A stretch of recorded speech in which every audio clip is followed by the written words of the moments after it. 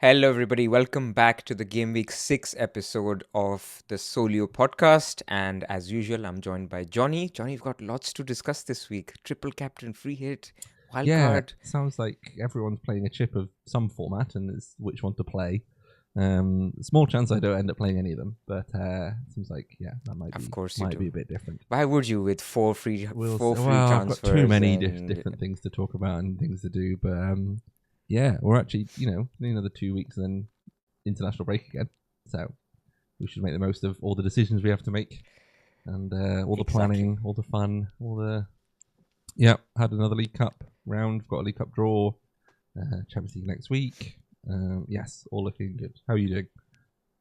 I'm all right, and you've mentioned the League Cup, so why don't we start with that? Because we're recording right after the League Cup draw for the fourth round has finished. There've been some interesting draws. Arsenal, Brighton, Newcastle, Spurs stands out, but every FPL player only cared about Crystal Palace play. Crystal Palace going to play? They've got Liverpool. I'm going to Anfield. Basically as tough as it was going to get. I guess maybe you'd argue Emirates or the Etihad would be up there too, but that's probably the toughest draw. So what that meant for our potential double game week 16, blank game week 17, all the sort of mess going on around there, is that the chances of anything happening are much reduced. We probably had Palace going through against an average opponent at maybe 50-50, depending on, obviously depends on who they got, but before the draw, that's what we were thinking. All the favourites went through today, so it made it a little bit harder, and they've drawn a tough one away. So I'd probably put them around 20 to 30% to win that, to qualify for the quarterfinal from here, but we can wait for the markets to come out and give us a better idea. This quarterfinal, the round 4 matches are between game weeks 9 and 10, so that's when we'll know for definite. Obviously, Palace can still win that game. Liverpool might field a second string team, which obviously is still very good, but upsets happen. That's why it's the cup. That's why it's exciting. So if Palace do win this tie against Liverpool, then they cause a sort of chaotic clash in game week 16-17 because they have their Europa Conference League midweek match between 16 and 17, which is also the round for the quarterfinal draw. So we've talked a bit about would they move the quarterfinal to game week 17 and move a game week 17 fixture somewhere else. There's all sorts of different governing bodies involved with the EFL Cup and UEFA and the Premier League, and obviously if it was going to move a big fixture like Newcastle Chelsea, then Sky might have picked that one, and they're not going to want it to move from their Super Sunday slot. So even if they do make the quarterfinals, there's a chance that stuff doesn't move, it doesn't fit, or they just say, sorry, you've got to play 2 games in 3 days to Palace and got to play second string team, presumably. I know Glasner likes not to rotate. I'm sure he wouldn't play the same team 4 times in 7 days, whatever it was. Even he might have to. Even he might have to play. Even Mark Gahey might get a rest. But what it does mean is a sort of small edge case. If they beat Liverpool and draw Spurs, if Spurs beat Newcastle, then half of that Spurs-Liverpool game is knocked out. So that Spurs-Liverpool game is free to move to the game week 16 midweek because Spurs would be playing Palace and their quarterfinal would be at the weekend, and Liverpool would not have a quarterfinal. They'd be out. So it would mean that it's more likely to move, but then that's probably a Sky pick, so might not move. So we don't really know. But essentially, the odds of anything happening have gone way down because Palace has got a tough draw. So I think if anyone was thinking about holding chips for 16-17, there's still an edge case, but then we get 5 free transfers in 16, so probably not going to be doing too much. I wouldn't bank on it. Just got to deal with it like everyone else does without their chips. Exactly. I mean, the summary is the chances are way down. There's still a very, very small chance that if they end up winning and they draw someone like an Arsenal, that fixture can move to the game week 16 midweek because Everton are out. Exactly. So that could move. If they could have Spurs and Liverpool move, even Man City could move. Those could move theoretically because those teams are playing other teams that are out of the Carabao Cup. So those games could move to the midweek of game week 16. But the whole thing happening is a lot lower in probability, so that means we can all play our chips this week. So we will talk about wildcard, triple captain, Oh, yes. bench boost. All the good We stuff. did a lot of bench boost talk last week. I played my bench You boost. did play your and bench boost. I it did went not. well. Yes. Tell us all about how good the bench boost was. I should have started with this. How could I have not done it? Firstly, you made an excellent compilation of the bench boost thing, so that was amazing. And I did play it because I had 15 players who played, and they all played, and a lot of them got DEFCON. So who was your bench again? Turned out to be all right. Dubravka, Estev. So Dubravka, 4 points. Yeah. Got save points. Got enough save. Estev, you can argue if I had played Estev or Senesi or Van der Ven. Let's say I would have played Van der Ven, right? So I'll take his 1 pointer on the bench. Okay. Then I had Reinders, who I definitely wouldn't have played, away to Arsenal, getting me 9. And then one more guy who got a 4-pointer, that was Richards. So Chris Richards. What's he like? Yeah. Chris Richards. They're just churning out these 4 pointers. That's the exactly 4.5 defender blank now is 4 points. Exactly. Yeah, exactly. It went well for most people. I know some. I mean, I had Anton Stack in my 11, but some people had benched him. Who got 15 points with his amazing free kick that we were all expecting him to do. Yes, absolutely hit his DEFCONs as well. Did everything he needed. Nice humble brag throwing in Stack in your 11 as well. I saw that. Yeah, I was thinking about people who hit high scores, and the people who really hit a smashing bench boost often had Stack on the bench. And I think if I'd made the transfers to make my bench boost playable, Stack might have been on my bench, but then it wouldn't have mattered because I'm making my team strong enough to bench boost. So he was in the 11 because I got injuries. But I would have played him either way, if that makes sense. I don't think I'd ever have benched him and not bench boosted. Right. So I was probably unlikely to miss out on his points, but I'll pretend that I knew he was going to do that. Unless this is when the haul was coming. But I didn't play mine. Yeah, I decided that Tielemans was almost definitely out and still is for now. And Diakite, who did play, he got a yellow card. He was in the bonus at one point. I thought, oh no, he's going to get a haul on the bench and Dubravka's going to get a haul and Tielemans is going to turn up. I don't know where. But no, so... Depends what you mean by turn up, because I still have Villa players and they don't turn up even if they are on the pitch. So I'd have taken 2 points, I think. But I think if I was going to play it, I would have done Tielemans to probably Ndiaye, who did get a return, even though it was a tough match. So he got 6 points. So it would have been 6 for Ndiaye, 5 for Senesi, 4 for Dubravka, and 2 for Thiago, if I had played it. Senesi got 9. Or you would have played... I played Senesi, so Diakite got 5, yeah. So it would have been, what's that, 14, 15 points, which would have been good. I'd have used the transfer, and the gamble would have been that I was, I didn't have as nice a route to Parma this week, because I had 3 transfers instead of 4. I'd used up more of my budget. I was betting on Diakite playing or not playing, and I didn't fancy betting on that with the bench boost. So, yes, more headaches, more reasons to try and figure out when to play it. You can just make more branches, man. That's what it's plenty of people got it left, so it's not, it's not like, and I've got an okay squad. Diakite is back; he's not an issue. I think if he was an issue again, I've got more problems. So yeah, plenty of people have it left. So we'll get around to that. But yeah, I forgot. So we digress. We digress. So that's the summary of the draw. Chances are low. So yeah, feel free to play your chips, guys. Let's go to Solio, because there was a couple of announcements earlier this week on some really cool features. So can you tell us about that? Yes. So I'm going to show off one of the features that we've got in development. So we've been giving this to our testing group just to kind of play around with it. So it's not sort of fully formed, and it's one of the features that will be out when we do our official launch. So for tiers 3 and 4, you'll get this 1st of October straight away. And for tier 2, you'll get this on the 1st of November, because we're giving our features to the higher tiers first. But essentially, so they're all coming. Not to the free tier, I'm afraid, but the data's pretty good. But basically, this is how you can edit the team strength. So I would say this is a prototype. So what's the disclaimer they always put on those video game adverts where they've made the trailer look way better? Real gameplay may not enact this.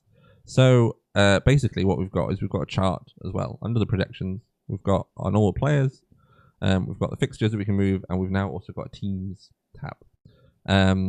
So it can show me the underlying team strengths to an extent of the Solio model as it is right now. I think this data is a couple weeks old. It's not been refreshed. So it will be the live data, but just to give you an idea of where we are at the moment. So we can see that Sunderland and Burnley, we've got are the worst modelled teams, perhaps unsurprising.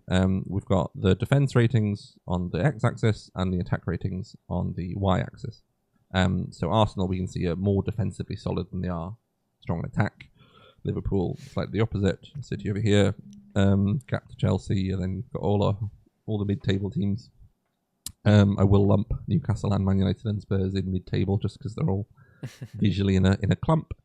No offense taken. No, but what I can do, so actually, just to show quickly, I've got a couple of routes I can do with my team. So if I was evaluating, like, I've got a route to Haaland that sells Gyökeres and Mateta and keeps Salah.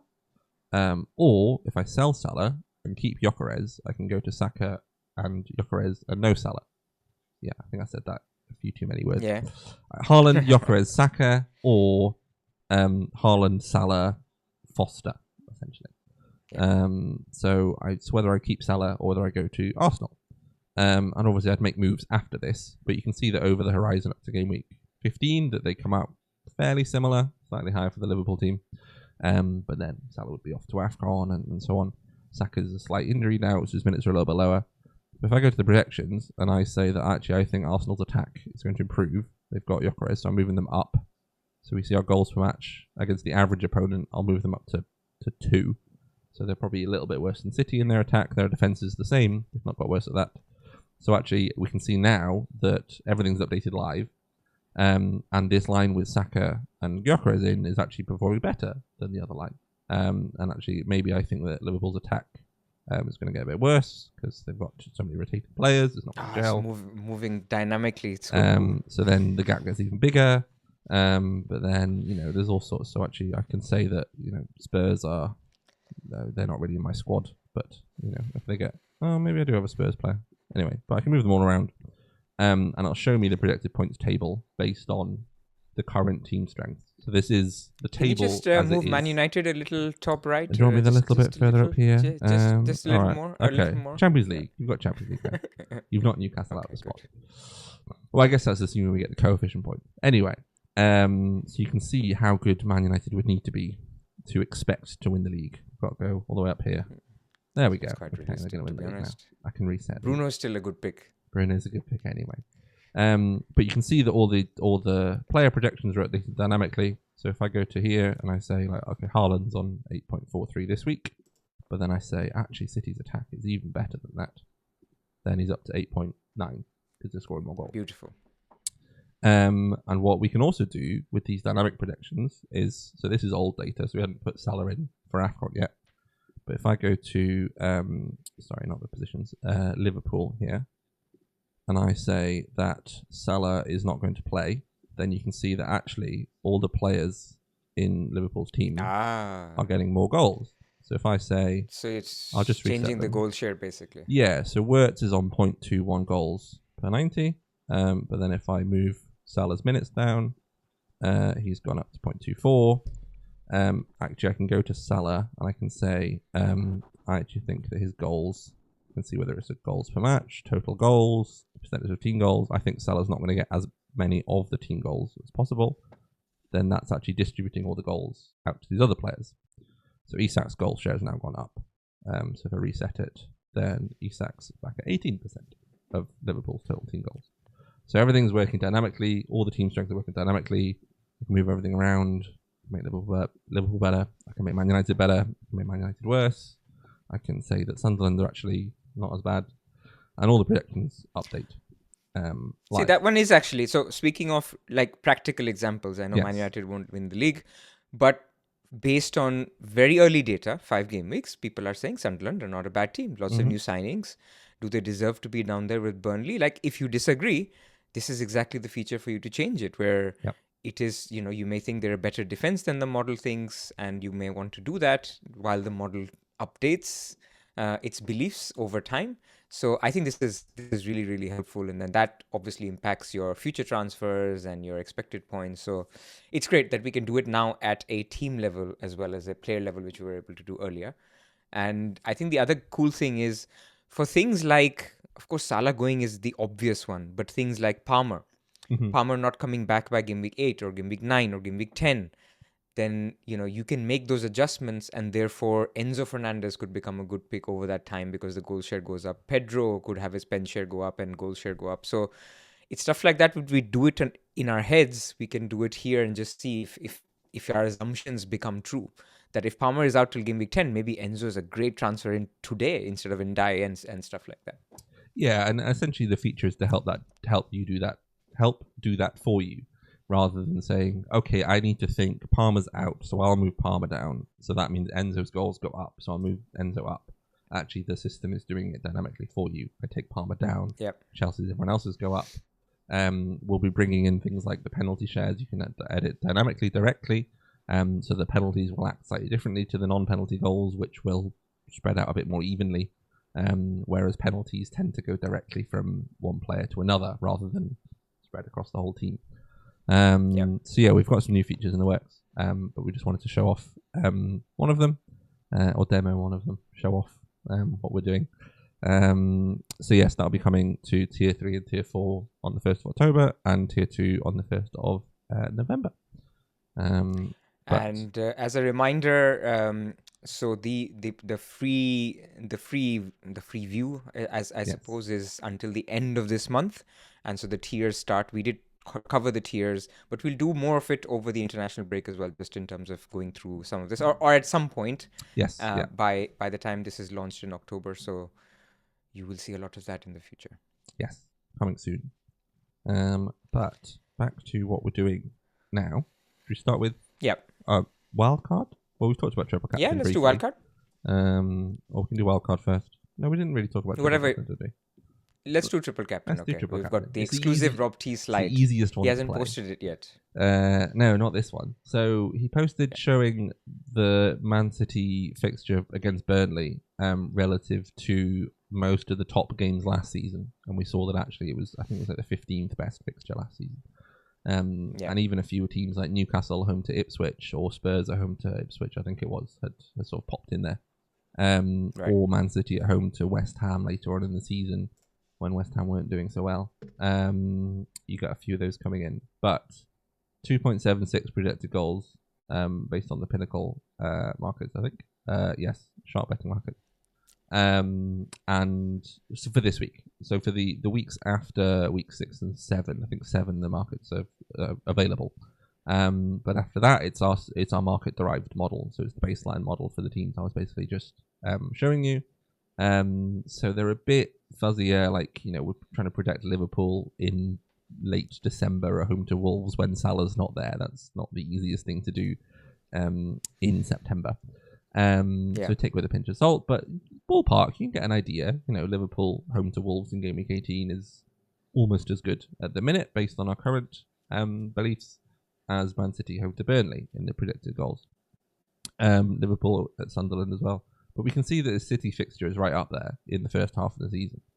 And if we're not expecting a double, small chance of one. Some of the doubles, if we ended up with I'm trying to think of a fixture. I think also Burnley got knocked out, but let's say Bournemouth against Burnley had moved to 16. Then Semenyo in a double game week is against Burnley, and someone else is not going to be as good as Haaland home. It's close, but you really need Salah or Haaland to have hit a double to trounce this Haaland that he's got this week. Whereas there's other ways that match it with some singles, but I think a double was the only way that we were going to have anything that was way higher.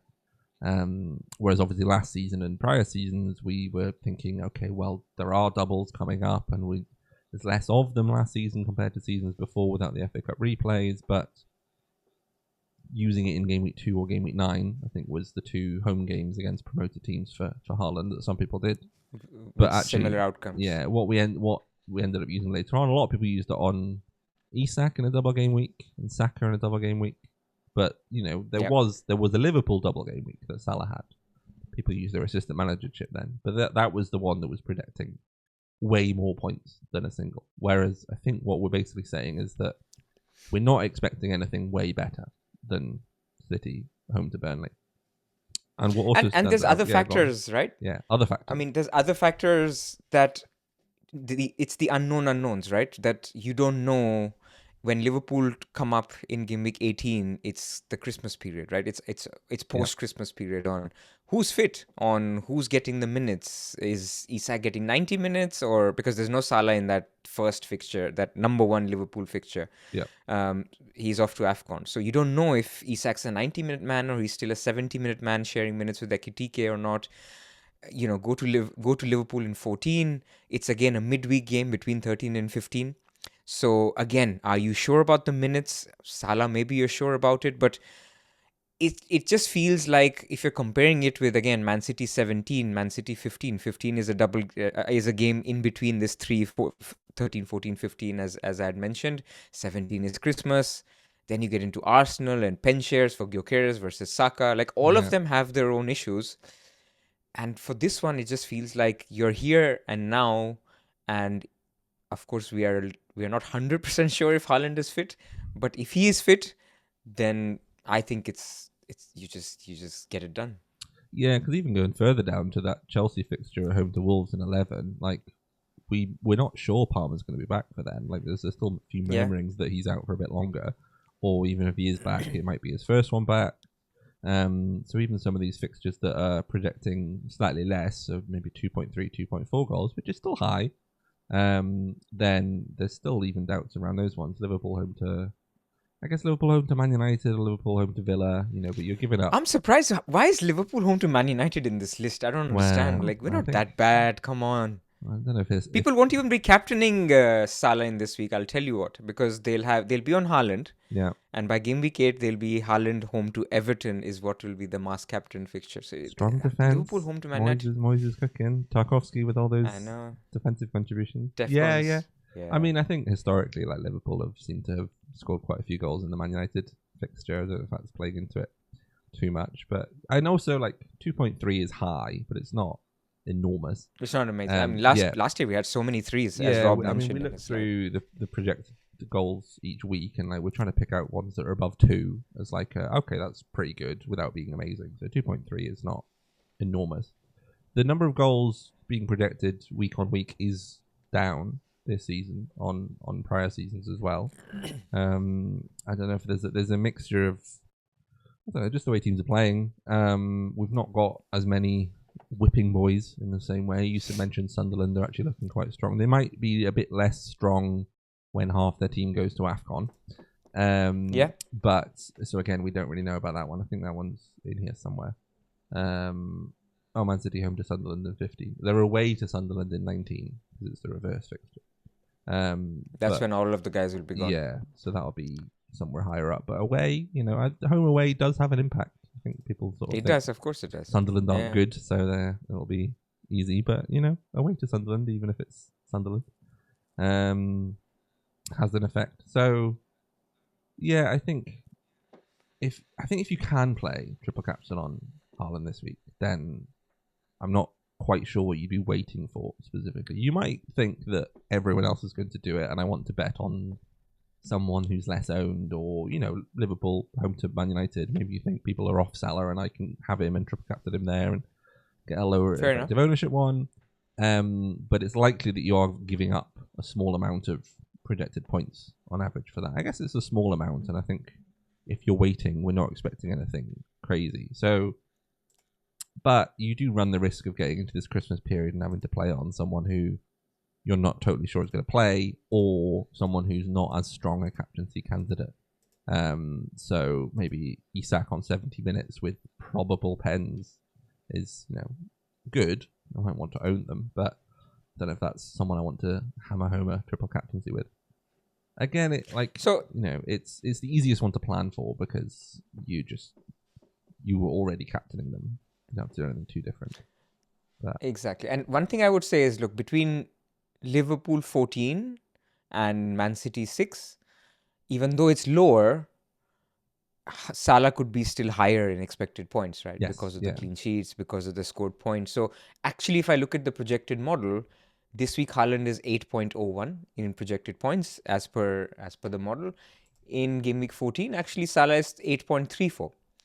This, of course, assumes minutes haven't changed or anything else. This is no decay or anything else. So, indeed, if all else being equal, there are weeks where actually, even from an expected points perspective, coming down to the individual player, it could be higher.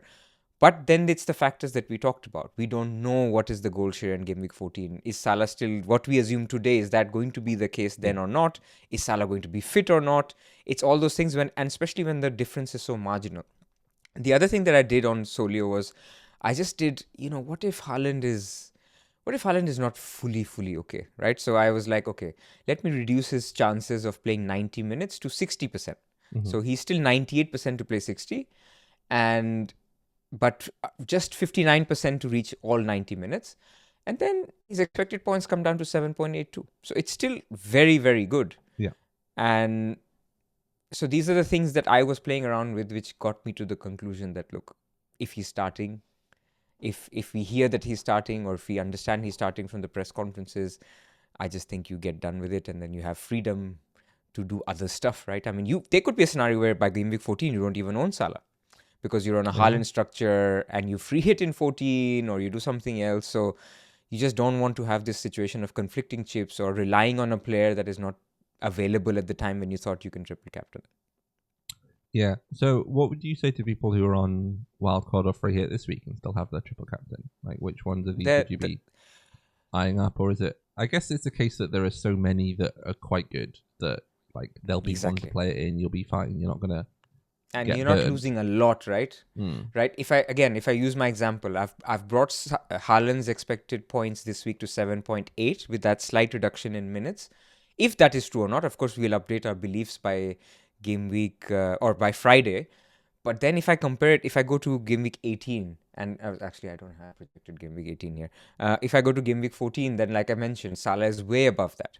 If I go to Man City in Game Week 17, Haaland is 7.67 there as well, which is actually almost the same as what we have here. So long story short, there'll be other weeks where you're just giving up decimal points of expected points. So I certainly wouldn't change my wildcard window just because this is a good week to triple cap. I think it's also like, it's probably the least impactful chip. In terms of one, the least impactful on your team for trying to play it, but actually the least impactful on your team. I think when we have doubles, you can get some monster scores, but like no one's going to score 30 points in a single game week. I'd be surprised. I don't think it's ever happened. Maybe Rooney did it decades ago. So actually, like if you're giving up somewhere between 1 or 2 projected points, like you might get stuffed by the outcome. Your guy might blank, and everyone else's might get 10 to 12. But you've lost 10 to 12 points total. You've not lost 30. Like people will triple it and count that as a triple captain score. But if you were captaining them anyway, you've only lost that one extra player. It's one extra player for one extra fixture in the whole season when you're playing 11 players 38 times plus some bench boosts plus some. I wouldn't spend it's so minimal worrying about it. Yeah. That whenever I'm doing my my paths and stuff and branches, I don't even put triple captain in there because it's not even worth it. If I'm not playing it, if I'm not playing another chip this week, I'll play it. If not, I don't put it into plan for it. It's just I'll have Salah or Haaland in a good fixture, and they'll be fit. And absolutely. I mean, worst case, you just end up playing it on Saka or Palmer or something. I think it was last season when I nearly activated it by mistake because this website crashed with like 5 minutes to go, so I had to go on my phone to do the transfers, and I'd like activated it in error, and I managed to deactivate it. But I think it was Palmer away to Spurs, and he actually scored 18 points, and I was like, oh well, that would have been nice to have it out of the way. I got more later, but I was like, oh well, never mind. So sometimes stuff like that, I could have just left it on. You can just get and lucky. Got enough points, and so be it. Yes. So that's interestingly, Game Week 7 shows Arsenal at 2.54, but Arsenal are not even the optimal captain for Game Week 7. It's Mr. Bruno Fernandes because again comes back to goal shares, come back to points Saka versus Gyökeres, all manner of different ways as well, isn't he? Yeah, exactly. I guess we're not fully sure on minutes and penalties and stuff, which we are with Bruno. Exactly. Yes. Okay, so conclusion: if you can do it, then do it. If he's fit, then think about it and do it if you can. If you can't, not the end of the world. Don't do it. Yeah, do it then later. do it. Do it later. Okay. Right. Should we go to a wild card? Yeah, let's do that. So I've built a wildcard team. The way I've built this tree is essentially I've just gone like every week there's a 10% chance that I can't make any more transfers. So I'm locked in with that team. So after wildcard 6, I might get stuck with that team. After game week 7, I might get stuck with that team. After game week 8, I might get stuck with that team, and so on and so on. So it can make some moves, but it needs to be, sure about what it's doing. Interesting. And what it came out with was a team with Haaland and no Salah, but then it wants to sell Haaland to fund Salah in game week 8. So it wants rid of him immediately. Wants him for Burnley, wants to save a transfer, and then goes back to Salah straight away, which you could do. And I think this might even be something I might end up doing with my transfers if I can make it through 6 and 7. I might end up doing a bit of a hokey cokey or getting back to both. But what we forced it to do is we then said, oh, okay, actually, like maybe there's a chance that you just keep Haaland. Yeah, because a lot of people, and this is going to be reality, a lot of people, I don't want to say no one, but the masses, the X template that is currently going Haaland, no Salah, they're not making the switch to Salah in 2 weeks. I doubt it. Yeah, I mean, I think it's a route you could take. Like you might realize that Haaland has got a niggle, and he doesn't play the whole game against Burnley, and then he's a bit of a doubt for the following week, and you actually go, no, I do want to come off him. But I think actually, like structurally, these teams are very different. But the score at the end, the outcome, like they're all pretty similar. These are like within a couple of points of each other. So actually, you do get these like really close optimal solutions. So you go like, okay, the solver wants me to do this, is a phrase I hear quite a lot. When actually, it's just saying, this is a suggested very good line you can take. And if you're not sure about that with what the output is, then you can tweak it and say, okay, like actually, let's see how good this different path is.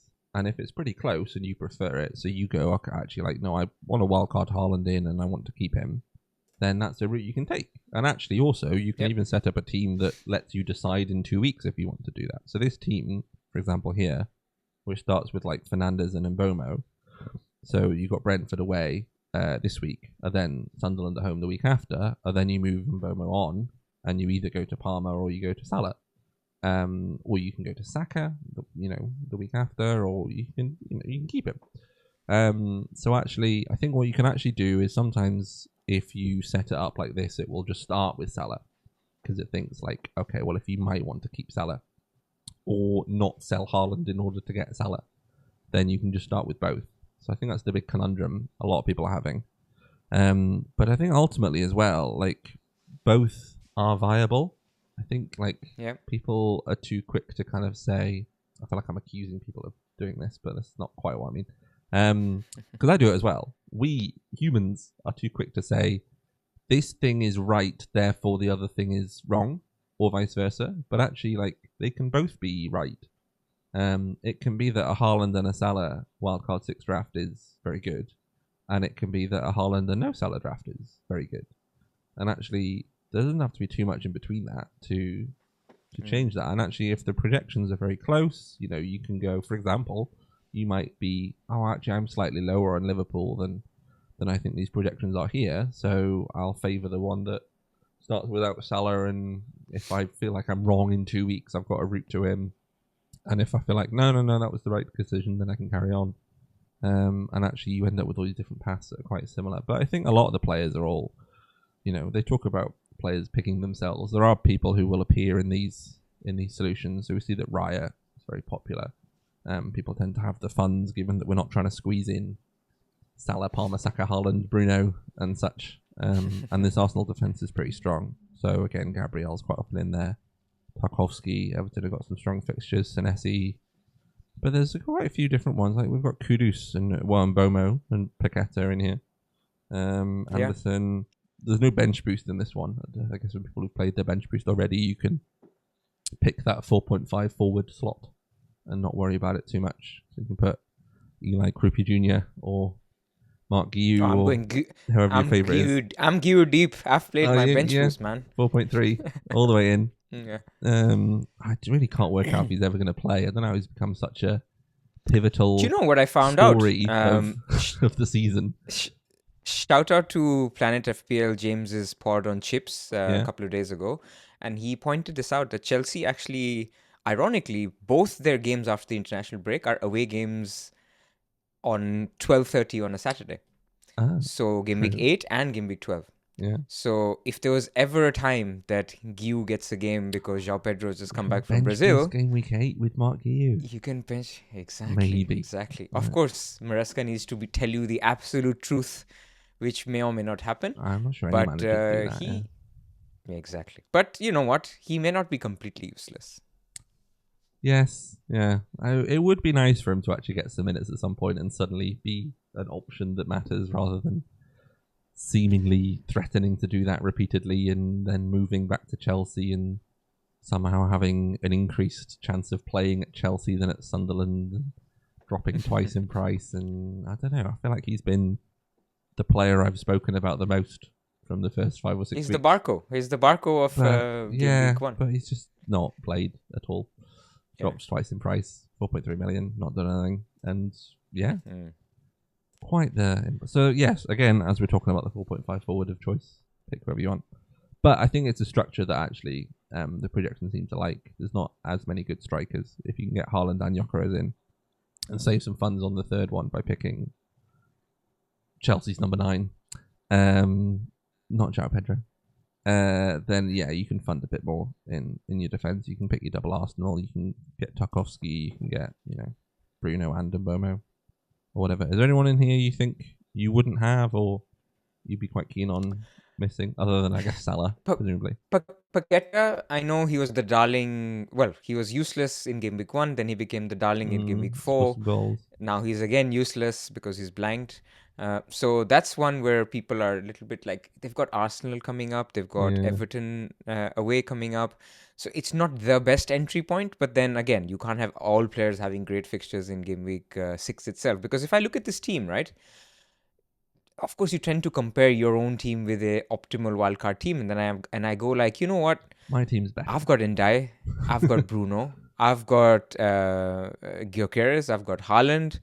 My defense doesn't play Newcastle away. My defense plays Sunderland at home and Wolves at home in Van de Ven and Sells. So I just don't. When I look at this draft, I don't go like I have to have this draft. In fact, on a central case basis, I was just telling you this team is 61.6 points. My team is also bang on 61.6 points. So actually, it just makes me feel that it's fine to go with this team, even though my team has 2 guys stinking up the place in Wirtz and Watkins. If you add it all up, it's not too bad in terms of total points. And actually, in my case, it makes sense to hold. Stinking up so far as well. They might Watkins might get more than 2 points at some point. They will do nothing. I've given up all hope. Although I have upped Wirtz's minutes for Game Week 6 because Ekitike is suspended. And looking at Isak's fitness. I was watching the Carabao Cup game. Did you see at halftime they were making him do those runs from one end of the pitch? Because after 45 minutes, that was the end of his game because they were subbing him off. They put these loads on him and these measurements, and then they made him run the length of the pitch just to test on where his fitness levels are. Right. And so they do that at preseason for all players. So he's still going through preseason. You can measure your fatigue based on how much your running form has dropped before and after. So if you do it beforehand and your knees are nice and high and you're bouncing well and your reaction off the ground is good, and then you do it 45 minutes later and you see how much has that taken out of your body, like how much has your knee lift dropped and that sort of thing. So he's, in essence, he's still going through preseason. So I expect him, even if he starts, to play 60-ish, 65 minutes. That would be my base case. And then you would see either Chiesa come on or Gakpo move there or even Wirtz playing false 9. So I've upped his minutes a little bit. So you can wildcard Wirtz in if you want to, Exactly. He's that good. At discounted price of 8.2 million. Buy. Oh, dear. He's 8.2. Oh, wow. So I don't think I've taken a triple drop on a player ever. He's within 500,000 of Semenyo, and they started 1.5 million apart. It's ridiculous. That's fun. Yeah. But yeah, I think actually once you pick this kind of structure, and once you've picked whether you think the Haaland structure or the Haaland and Salah structure is the one you want to go for, which is probably largely a personal preference thing. I think like either can work. Yeah. It also as well, like I solved this with no transfers in the bank, just to like sort of see what was coming out. But you might have 3 transfers in the bank, in which case you can be more likely to go, okay, I'm gonna take Salah on for 2 weeks and then come back to him because I've got transfers to do that. Or if you're thinking longer term, you might not start with an Mbomo who's got a really good next 2, but weaker after that. And yeah, you can if you're short, then Paqueta might be one longer term. Maybe you do want Reinders in to attack this Burnley game or so. So I think there's lots of close solutions. So I think just pick the one that suits you and the one that you prefer. Absolutely. But yes, I'd have Haaland in it. That's what I'd say. I suppose if he's injured, I don't really know what you do if he's injured. I've not looked at a Haalandless wild card, but I suppose. Oh, shall we do that? Sure. Okay. I mean, I don't want to slow the stream down or whatever, but I'm just saying if we ban Haaland, a lot of people have discussed what would they do if on Friday, people say Haaland's out. Like, I have an option. I can just free hit because I've made the moves. I'll come to my team. I've got him in. I've wasted 2 transfers, if you want to call it that. Wasted if he's out. Just free hit, get your 2 transfers back, and get your Salah team back from next week is what I think I'd do. Oh, I need to get rid of this line that definitely keeps him as well.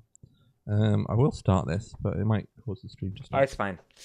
So we'll talk over it, and we'll include this if it worked, and if not, then a short break for Pras.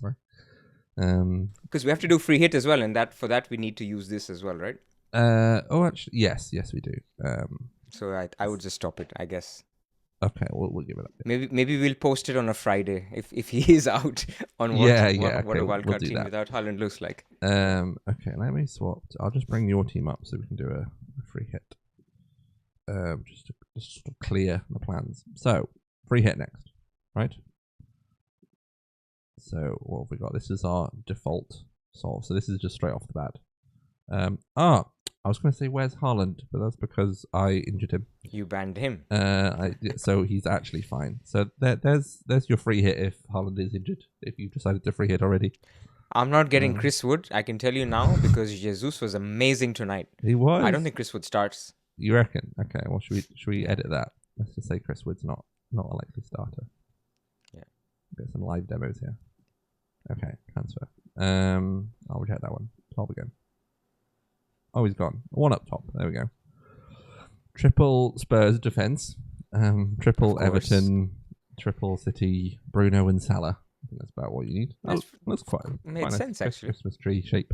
So we've got Vicario, Tarkowski, Porro, Romero. Porro played 90 today again.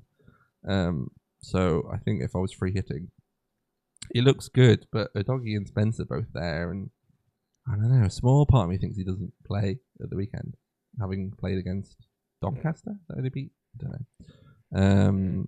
Anyway, sure he's fine. Guardiola and Di, Dewsbury Hall, everyone's favourite. Mo Salah, Bruno, Reinders, Haaland, and then Mark Guiu made the free hit squad. Of course he has. Oh, just for funds, I suppose. Actually, it's got Mark Guiu and Obi, so they're both cheap. So and Rodon a 4.0. Although it's got Sells on the bench. Anyway, so yeah, I think we can tweak this around, but you can see actually like it's come out with. Basically, we've taken Chris Wood down. It's come out with a triple Spurs defense. I think Kudus is quite popular, so I might say that like, for example, actually, I want Kudus.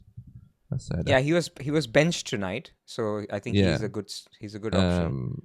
Yeah, so then we get Sells starting, we get Kudus, it's pretty similar. We've got the same City, we've got only double Everton, Sells comes in goal, and we've got Van de Ven and Porro and Kudus. But we can tweak things around. I think some people are looking at who are the best forwards. Who do we want to include on this? Watkins. Oh, look who's second. Do you want a free hit with Watkins? No, don't do that to people. They will unsubscribe if Watkins is on the free hit. João Pedro, I guess without Isak has to be in because Isak with the whole Ekitike thing. I mean, I know he'll get 65 minutes, but for fun. All right. Well, João Pedro's coming in when I do that anyway, because I guess it needs. Well, it's gone Salahless now. Right. Now that we've got some more fun in the front line, so we've got Haaland, Isak, Kudus, Bruno, Guardiola, Reinders, Porro. Yeah, it's all pretty similar. So I think a lot of the players coming up are fairly similar. Tarkowski seems to be fairly strongly nailed in this if you believe that West Ham are not as good. I think we all believe that, yes. Yes, they haven't been very good. Is there anyone else we're missing? Should we look at the mids? Who else have we got? We've got Ndiaye. Show me Wirtz. Foden. No, Wirtz is not there. Wirtz is down here. Do you want Wirtz in? No. No one subscribes. I guess we can sort of see if you can fit Foden in. I think that's one that's maybe a bit more interesting if people don't own him. So we've got Isak, Kudus, Foden, Bruno, Dewsbury Hall's back in. It loves Guardiola, doesn't it? It instead of taking out Guardiola, it took out Reinders to get Foden. Yeah. I'm surprised by that. I think the defensive points aren't quite as strong for a lot of people. So if we go to the defenders, like Porro, Tarkowski, Guardiola, and then Romero, like there's a bit of a gap here. I guess you might say that like you might be pretty sure that Nico O'Reilly's going to start. So if we say that like he's going to play, then I imagine it might. Best. I suppose. He's very good. I guess he can play for the forward, can't he? But if I do that again now, yeah, so O'Reilly comes in instead of Reinders, but still fairly similar. He's not really saved any money there. I mean, I think the theme is clear. Get some more Spurs. I haven't seen a lot of Spurs on Twitter though. It's been a lot of triple Man City. It's been obviously triple Everton. I've seen Bruno in there, but apart from that, I don't see a lot of Spurs. So I think a Spurs midfielder and a Spurs defender could make sense. And, I think Wolves haven't been particularly strong. And Frank's got Spurs playing quite well. I think their projections are pretty strong for this week. So I think, it's a good space to go to. Excellent. And one that Wildcarders probably won't have. If you want to be a bit different from the Wildcarders, they're going to have likely double Arsenal defence, maybe only one. But yeah, you can go for Vicario and Porro instead of Raya and Gabriel and get a bit of an edge that way. I mean, if you're really trying to cover the wild card, you could even put Raya. Like Raya and Gabriel are still good picks. I don't think they're that bad. So you could even put them in if you're trying to cover. Maybe you've got a huge gap on your mini league leader already, and you want to want to block them. No, I think you take it on. So I think I like this from the free hits that you're actually going no Arsenal, because away to Newcastle is not the easiest of fixtures. In fact, people who are wildcarding this week are sort of, it's fine to play them, but they're not. It's not the best time to get your triple Arsenal. They pick them for West Ham next week. Yeah, exactly. Or maybe you get Pope and Dan Burn in. Maybe you do that on your free hit. Go against Arsenal. No. I'd rather have the Spurs guys. Yeah. The clean sheet odds are great, right? So for these teams, like if you look at Rob T's numbers, that actually pairs well with this. If you look at Rob T's numbers or the market odds for this week, then you can immediately see why the clean sheet odds for Man City are the highest. So no matter what you do, having a defender could make sense, because then there's a massive drop all the way down to Spurs, which is 41%, and then everybody else is under that. So then you're looking at people with DEFCON potential. This is why I've seen Senesi in some free hit drafts. I've seen even Anderson, because Villa can't score and Anderson is good for DEFCON points. So it's down to that kind of stuff. But after Tarkowski and a Man City and a Spurs defender, there's not a lot out there. Yeah, I mean, I think Forest is maybe one people might look at. I guess coming off the back of they played today, they're playing Wednesday, so this will be posted tomorrow. But so they should have a long enough run in. But yeah, Sunderland. I mean, Isidore's been playing quite well. I know they've lost is it Diarra, their midfielder, who looks quite strong, but they've got backups. They've got Enzo Lefebvre coming in. Reinildo's had his red card. But I mean, they were the better team really against Villa. If anything, they were obviously got the red and only held on for 1-1. So I don't think Forest defense is one I'd be jumping at excitedly. But they're still strong. Like if I owned the players, I'd be happily playing Nico Williams this week. But yeah, I guess Zinchenko is maybe one to think about in terms of if Andrew's playing him really far forward. I know his positioning, I think tonight was quite advanced. But again, because of the way that defenders are scoring points now, that's not as important as it used to be in terms of getting these attacking wing backs. Wing backs attacking fullbacks who play further forward. Tarkowski with 38% similar clean sheet odds and likely to be hoofing the ball away. It's probably going to be projecting more points. Yeah, I think again. So yeah, we see we've got 2 teams over 2. I saw last week that people were talking about it was the lowest projected. Well, people were talking about. Rob said it was the lowest projected average goals per game since 2022 or whatever it was, 2023. And we did actually see that. I saw that in the expected goals. Only one team got over 2 expected goals, whereas in the first 4 or 5 weeks, I think there's been at least 3 or 4. But it wasn't Liverpool. Liverpool were projected the highest. Do you know which team it was? I'll put you on the spot with a quiz.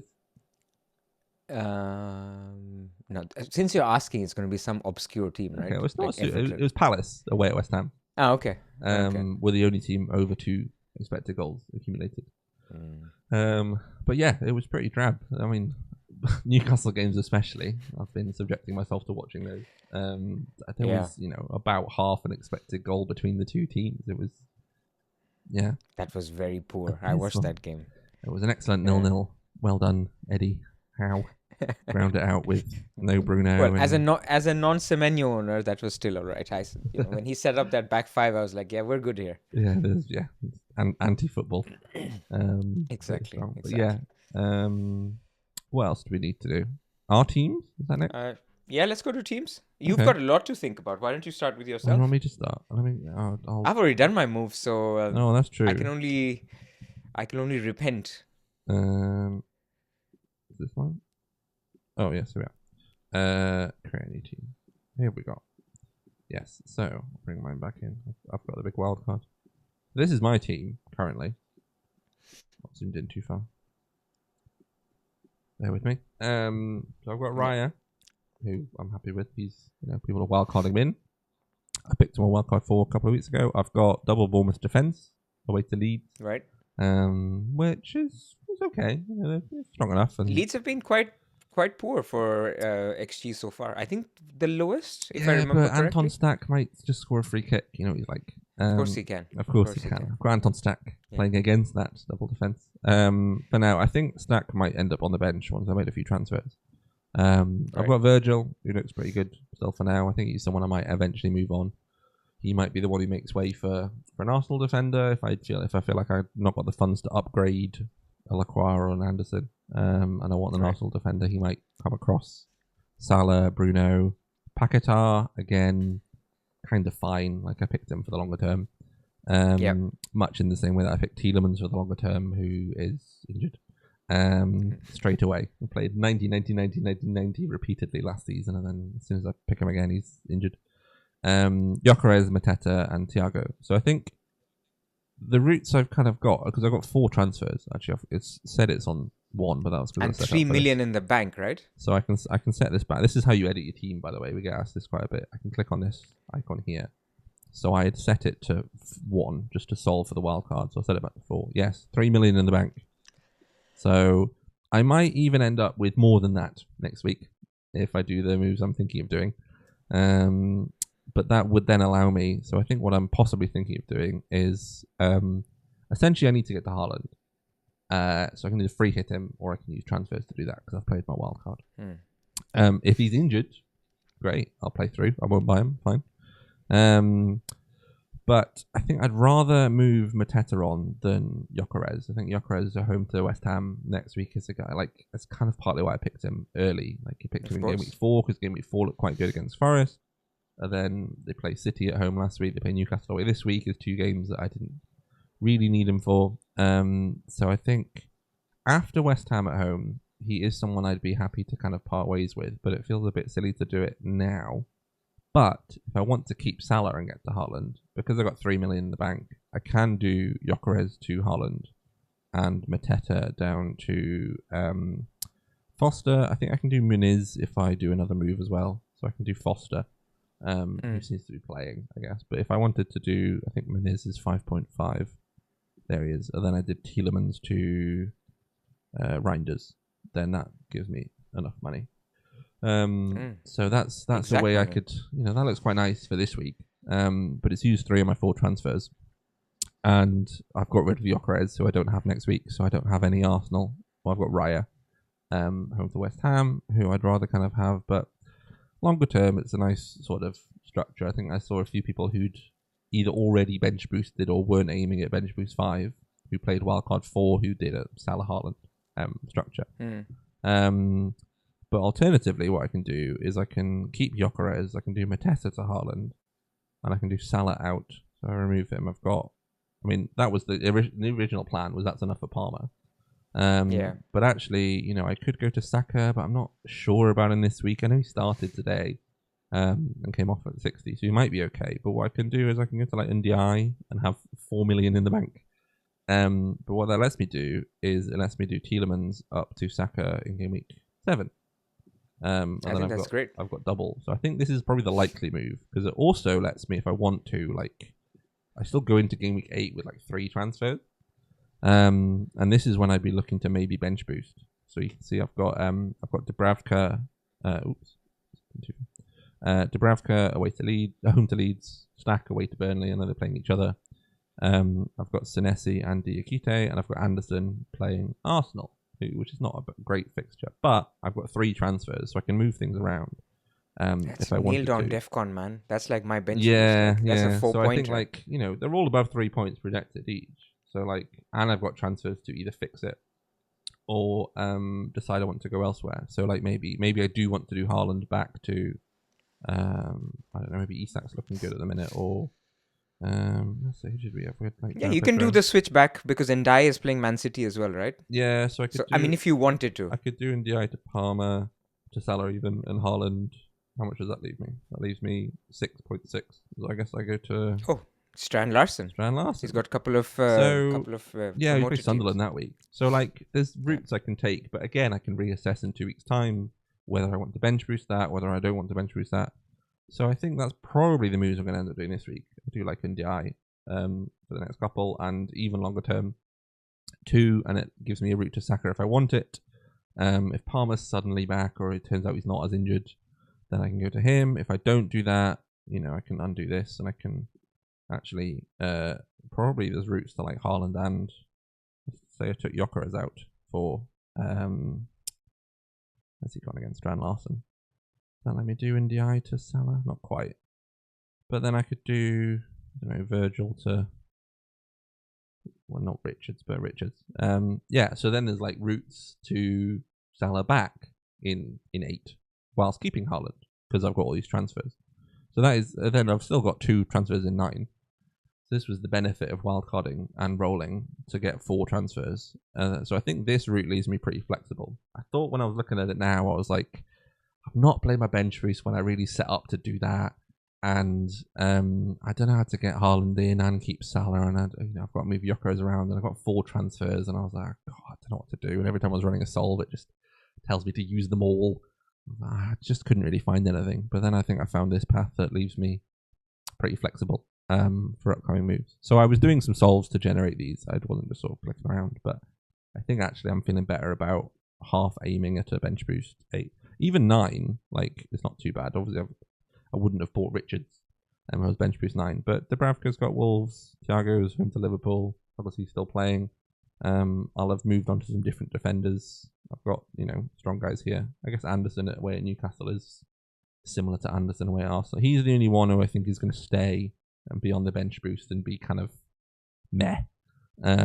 But he's very good, generally. As long as he doesn't get I think you're muted. Sorry, I was going to say his fixtures after 10 are great, so you don't want to sell him just because of bench. So he's fine. He's good. If I move him on, fine. Maybe come back to him. But that's the plan. I think. I don't know. Disagree? Don't agree? No. What would you do? Makes sense. The only one thing I would say is the Gyökeres out move, which you were originally talking about. Yep. I would suggest make a branch of that with free hit 7. Because if you've taken out Gyökeres and you're on a Haaland Salah setup, then free hit 7. So this is what on the wire Zofar is also thinking about, where he has Haaland and Salah, and he's thinking next week I'm really struggling because then I don't want both next week because I'd rather have triple Arsenal, I'd rather have triple Man United and stuff like that. Mm-hmm. And so for him, it works out. So I guess you want to test that out, but I think your other plan of Salah to Haaland is going to be something I agree with, because if you go to my team, that's exactly what I've done. Should we go to your team? Let's have a look at yours. Yep. Giving out your team ID. And in fact, we can show people how to show that we've made. Oh, how does it show that I've already done the transfer? Oh, this is this is the free hit. This is the free hit. I was like, how do I see Haaland here already? You free hit it. So this is your team currently. Yeah. Okay. But if I click on Gameweek Not 5, currently. over here. Sorry. Yeah. So people Coming into who this made their moves and want to try Solio, So I can edit you this need to team. go now. Correct. Free transfers to 0. What have you done? I have done Salah to Ndai and You Mateta bought to Ndiaye Haaland. as well. All right, maybe I won't buy Ndiaye. Yes. And sorry, Mateta to Haaland. Haaland. Okay. Well, I've already done it, so you have an edge because. All right, that's true. And hold on, let me tell you how much I have in the bank, because that is very important. Yes, you've bought them a different. You'll have bought Haaland before his price rise, right? Correct. And Ndiaye is not changing. And that is very important for a reason, because next week I now have exact money to do words to Saka. So the path that you're talking about, I will also be on. Oh no! I will also have Saka and Gyökeres next week. Dreamy! What a lovely team. This looks like my team. So this is nice team. I like it. You've got Sells in goal away at Newcastle. Still can't get to Raya. No. This is Gameweek 6. Are we talking about 6 or 7? 6. 6 is fine. Okay, yeah, you've got Sunderland. 6 is a free hit team. Look at that. Look at that. All right. 61.6, yeah. Strong. I've got great clean sheet odds. I've got Van de Ven playing Spurs, great clean sheet odds. Yeah. Anderson and Senesi will get DEFCON anyway because they eat it for breakfast. You're and then benching Anderson at home to Sunderland. That's how good it is. I don't know. I was going to play Anderson instead of Wirtz, but now I'm playing Wirtz because his minutes have gone up. So yeah, and I don't know. Anderson played today. He also he played more advanced, I think. He did. It was a different lineup. So, I mean, it was like a dual 8 between him and Douglas Luiz. But we'll have to check his DEFCONs. I'm not sure. Maybe he's worse. He did get DEFCON today. He did. He got DEFCONs as well. But Doug Luiz took some corners, maybe off him. He did. Yeah. He's taken all the corners off him. So you'll have to bench him. Yeah. I will bench Anderson. It's fine. I mean, Alderete's really heading the ball away for Sunderland anyway. Dan Ballard's back to put his noggin on things. No way. Yeah. So you see 61.6 points. I think that's good. So I'm happy with this team as long as Haaland is fit. The free hit was the same, wasn't it? No, free hit is 66 or something. Oh, yes. Sorry. Free hit is definitely higher. It was a wildcard. Wildcard was the same. Yeah. The wildcard is exactly 61 point.